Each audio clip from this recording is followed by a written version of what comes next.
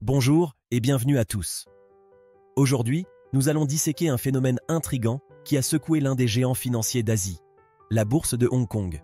Au menu, des sociétés zombies et des manœuvres de marché qui ont fait plus qu'un peu de bruit. Mais que se cache-t-il derrière ces termes qui semblent tout droit sortis d'un film de suspense? Comment des entités apparemment léthargiques ont-elles pu devenir des acteurs clés dans les coulisses d'un marché vibrant et compétitif? Dans les prochains instants, nous allons mettre en lumière les rouages de cette intrigue et révéler les dessous d'une saga financière qui a fait vaciller les investisseurs et interroger les régulateurs. Restez donc avec nous pour en apprendre davantage sur cette fascinante histoire où réalité et surprise vont de pair. Et si vous aimez ce genre de vidéo, n'oubliez pas de vous abonner, de mettre un like et d'activer toutes les notifications pour ne rien rater de nos prochaines vidéos. On commence. La bourse de Hong Kong, joyau financier scintillant au cœur de l'Asie, a longtemps incarné la vigueur et l'opulence d'une économie en plein essor. Dominant l'horizon avec ses gratte-ciel miroitants, elle se dressait non seulement comme un centre d'affaires, mais aussi comme un symbole de la modernité et de la réussite asiatique. Investisseurs, entreprises et économistes du monde entier tournaient leur regard vers ce marché, réputé pour son dynamisme et son rôle de carrefour pour les capitaux internationaux. D'ailleurs, des instances telles que la Securities and Futures Commission de Hong Kong et la Hong Kong Monetary Authority étaient souvent citées comme des garants de cette intégrité financière, veillant à ce que le marché reste une plateforme compétitive et sûre pour le commerce mondial. Ces organismes de surveillance, avec leur vision stratégique, ont contribué à façonner la réputation de la bourse comme un lieu où tradition et modernité financière se rencontrent, offrant un terrain fertile pour l'innovation et l'investissement. Historiquement, la bourse de Hong Kong a ainsi été le théâtre où se jouait l'intégration de l'Orient et de l'Occident, un lieu où les traditions commerciales millénaires rencontraient le rythme rapide de la finance moderne. Les entreprises qui y étaient cotées représentaient un éventail de secteurs allant de la manufacture traditionnelle à la technologie de pointe, reflétant la diversité et la résilience de l'économie hongkongaise. La bourse était également le reflet des ambitions et de la confiance en l'avenir de la région. Chaque introduction en bourse, chaque échange, chaque record battu était une célébration de la prospérité partagée et un témoignage de la santé économique de l'Asie. Les politiques favorables aux entreprises, une fiscalité attrayante et une réglementation équilibrée avaient forgé un environnement où les investisseurs pouvaient s'attendre à des rendements attractifs, tandis que les entreprises profitaient d'un accès facilité au capital. Pourtant, sous le vernis scintillant des chiffres et des graphiques, un mal insidieux a commencé à s'insinuer. C'est presque par hasard que les premières fissures sont apparues au grand jour, avec des anomalies dans les rapports financiers et des volumes d'échanges inhabituels chez certaines entreprises jusque-là peu remarqués par le grand public. En effet, des rapports publiés par des agences de notation de crédit renommées comme Moody's et Standard & Poor's ont commencé à mettre en évidence les écarts dans les bilans de certaines entreprises, signalant des anomalies qui méritaient une attention accrue. Ces signes avant-coureurs, bien que discrets au départ, étaient les précurseurs d'une réalité plus sombre. Les sociétés dites zombies, des entités commerciales qui survivent en se nourrissant de dettes plutôt que de revenus réels, ont commencé à pulluler. Leur présence était comme un murmure au début, un bruit de fond que l'on pouvait facilement ignorer. Pourtant, leur impact sur le marché n'était pas négligeable. Ces sociétés, par leur simple existence, ont commencé à éroder la confiance des investisseurs, une confiance qui est le pilier de tout marché financier. Les premières répercussions ont été comme une onde à la surface d'un lac, se propageant lentement mais inexorablement. Les analystes financiers ont commencé à froncer les sourcils, les investisseurs à poser des questions, et les régulateurs, notamment ceux de la Hong Kong Exchanges and Clearing Limited, à scruter les livres de plus près. C'est dans cet environnement de vigilance accrue que la HKEX a pris des mesures pour renforcer la surveillance et ajuster les politiques, s'efforçant de préserver la réputation de la bourse comme l'une des plus respectées au monde. Le phénomène ne pouvait plus être considéré comme un ensemble de cas isolés. Il était devenu le symptôme d'une maladie potentiellement plus vaste et plus destructrice. Ainsi, dans un ballet économique complexe, chaque acteur du marché a dû se positionner face à cette nouvelle réalité. Certains choisissaient l'ignorance, d'autres la vigilance. Les investisseurs les plus aguerris ont commencé à chercher entre les lignes des bilans, à la recherche de vérité, tandis que les moins expérimentés se sont retrouvés pris au piège de promesses de rendement élevés trop belles pour être vraies.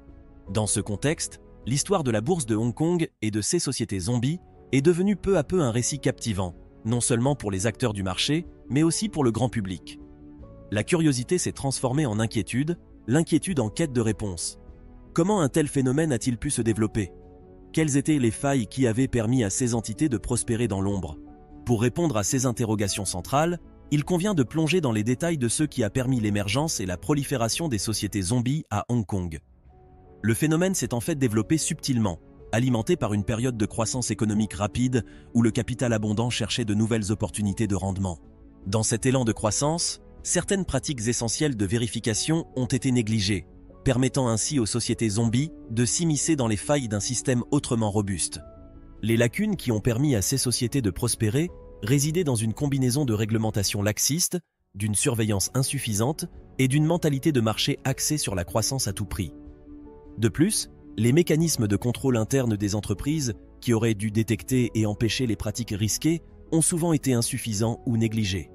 Les auditeurs externes, censés être les derniers remparts contre les déclarations financières trompeuses, n'ont pas toujours capté les signes avant-coureurs d'instabilité financière ou ont parfois échoué à alerter le marché et les régulateurs avec l'urgence requise. Lorsque ces problèmes ont finalement été portés à la lumière du grand public, la réaction a été rapide et impitoyable. Les investisseurs, une fois informés, ont réagi avec une méfiance accrue, provoquant souvent des ventes massives d'actions des sociétés incriminées et des corrections de marché sévères. Les régulateurs ont suivi en imposant des enquêtes et des réformes, cherchant à combler les lacunes qui avaient permis une telle dérive. La révélation de ces problèmes a provoqué une réaction en chaîne, touchant non seulement les investisseurs, mais aussi la vie quotidienne à Hong Kong. Les fluctuations de la bourse, amplifiées par le scandale des sociétés zombies, ont eu un impact concret sur l'emploi, les pensions, les économies personnelles et le moral des consommateurs. Les entreprises impliquées ont été contraintes de revoir leur stratégie, entraînant dans certains cas des licenciements ou des restructurations profondes qui ont directement affecté leurs employés et leurs familles. C'est dans ce contexte que les médias se sont emparés de l'affaire, disséquant chaque nouvelle révélation, chaque chute d'action et chaque annonce réglementaire.